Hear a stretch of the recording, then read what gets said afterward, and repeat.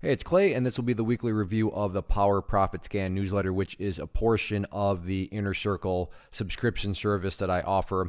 Two parts: there's a live chat room and then the newsletter. And again, that's what we'll be focusing on here. A couple of disclosures before I go any further. First off, am I trying to imply that every alert I send out to the newsletter is some massive success and money rains down from the sky? Unfortunately, no. As much as I wish I could say that was the case, nobody is perfect, no scanner is perfect, nothing is perfect. So losing trades do happen, and that's what going to be kind of the main focal point that I want to talk about here is why you just need to take the loss.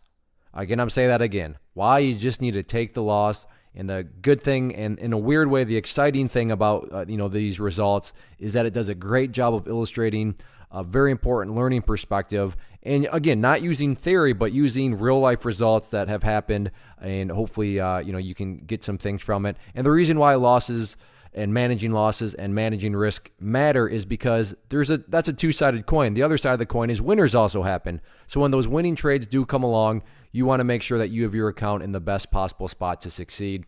So with that being said, let's get to it. Now, a couple more quick things. We are going over the week of 7/22 of 19. Clay, why are you going so far back in the past? Very valid question. Two reasons. First off, it's simply giving the chart plenty of time to play out so we can see what's happened. And then second, it's a matter of being fair. This is a paid subscription, so the last thing I would want is for you to sign up and then all of a sudden you see the stuff that you're paying for out there for free. Hopefully you see how that would be pretty messed up. So that is why we're going back so far into history. Now, the first thing we're going to look at here is ticker symbol CEI, and I put this into the technical pattern category. Another common question, Clay, what price range do you cover? I cover prices from penny stocks all the way up to stocks over $100. For me, price is very low down on the priority list. I mainly care about what are the odds, what are the chances that it's going to be a successful trade. Again, nothing is perfect, but I am more focused on probabilities than odds of success rather than I am in terms of, painting myself in a corner and saying, well, I can only do this sort of price range or anything like that. So prices go all over the place. So again, CEI was, the first alert I want to talk about here. And as you see here, we're talking right around a $2 stock. And, the thing here was that, the price made a great move up and now it was starting to pull back. So as I question, maybe there could be some sort of double bottom pattern that formed if it came down there and then bounced. So let's see how this played out. I don't remember if I mentioned it or not, but these the newsletter sent out over the weekend. That way you don't have to rush or anything. So it's not like you get a text message alert and you have to run to the bathroom real quick at work and quickly do anything. No, they're sent out over the weekend. So you have plenty of time to analyze and go over these, at your own pace. So let's see how this played out. So again, this is what the chart looked like over the weekend. So right there you see is the next Monday, and you can see it's approaching that green line there, and right there hits it.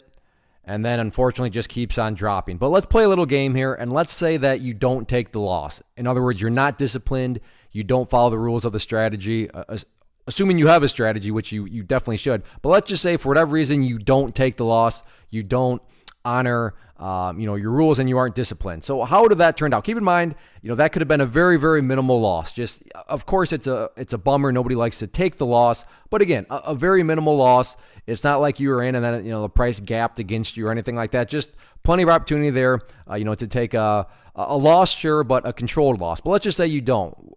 How did this one continue to play out? So you're holding and hoping now all of a sudden. The good old hold and hope. It'll come back because, right, all prices always come back, right? Well, now all of a sudden, look at this. It's down at 49 cents. Holding and hoping. It'll bounce, holding and hoping. Now all of a sudden, it's down at 35. Now all of a sudden, it's down at 29. See, there's the bounce. There's the bounce. See, I told you. And then it rolls back over.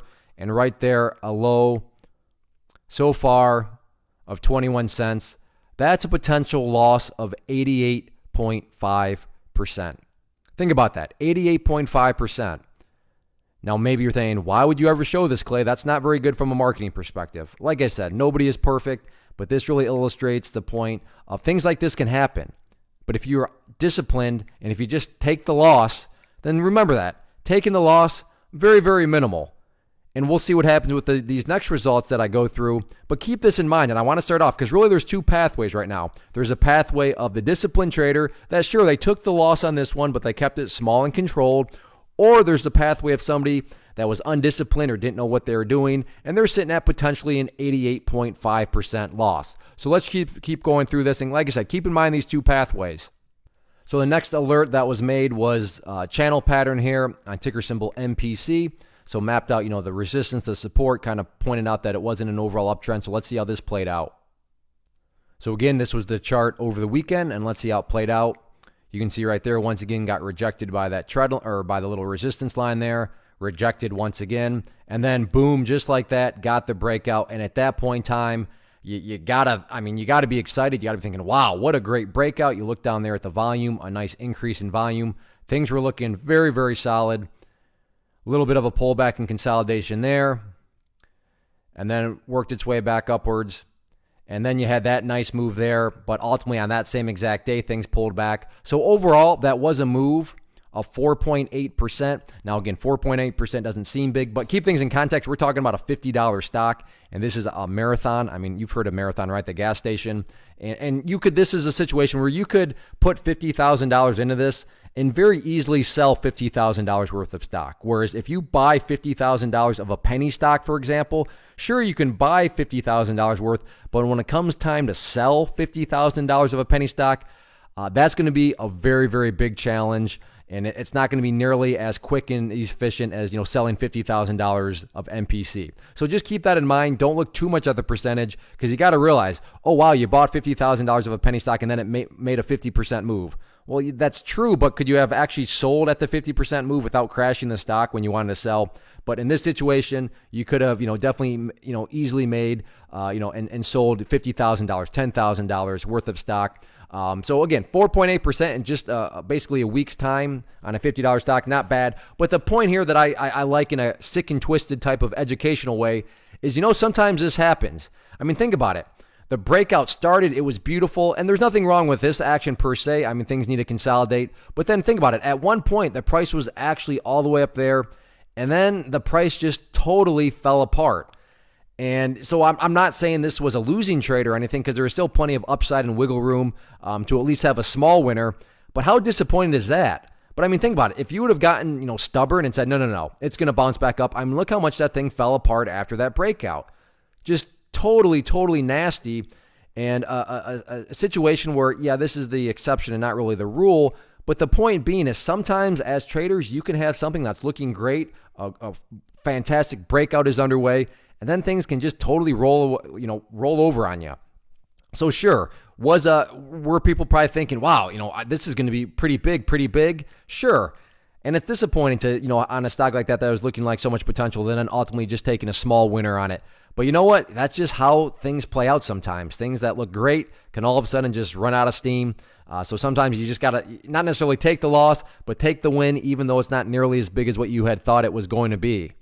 Now, the next part of the newsletter that I send out is for people that have gone through my classes and learning. So there are no pictures with this, because those that this is designed for have knowledge, they have understanding. So they don't need everything mapped out. They just need a ticker symbol, and then they know what to do with that ticker symbol. They'll take it and then go and apply the knowledge that they have. So the first ones that I want to start off with are shorting for profit. Now, shorting, if you're not familiar, just means that when prices go down, you actually make money, which is kind of crazy if you're new, but yes, that's totally possible in the market. Prices go down, you are able to make money. So let's take a look at a couple of these. And this one right here, we're going to look at these other two, but OSTK, that would have been either a small win, a break even, or a small loss, depending on how you played it. So that is how that one played out. But let's now take a look at WFC.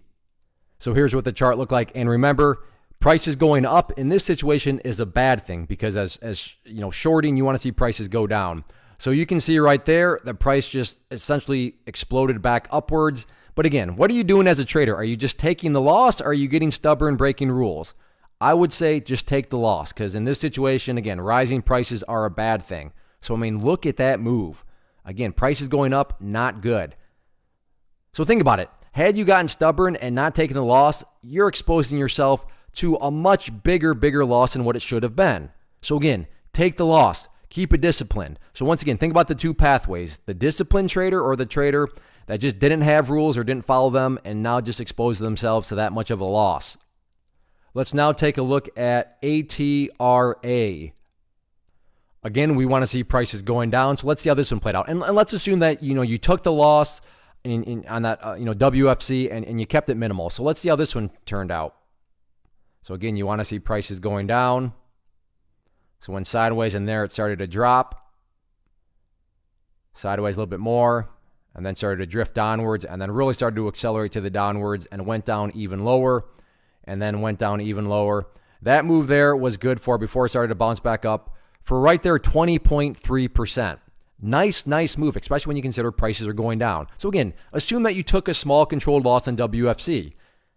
Right there, loss wiped away. Even if, let's say, you screwed up half the trade and you only got 10% on it, even if you took a 5%, 7%, 8% loss on the other one, you're still up green now on, these two trades, and there's still more to come here, as you'll see. But right there, take the loss, keep it small, because right here would have been one that could have very realistically wiped away those losers.